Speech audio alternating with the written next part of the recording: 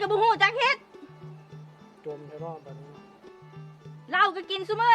เสาร์อาทิตย์ก็หูจักเว้นแน่ไปกินเหล้าเนี่ยคอยก็เฮ็ดเพื่อเจ้าได้นี่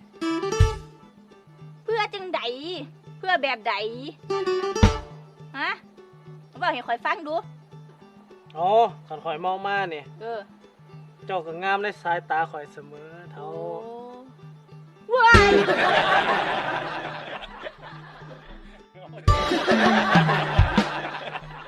งามในสายตาเสมอแม่นขันข่อยบ่เมานี่เจ้าเนี่ยเบิ่งบ่ได้เลยเด้นี่เบิ่งบ่ได้ตัวอันดิงามแล้วบาดนี้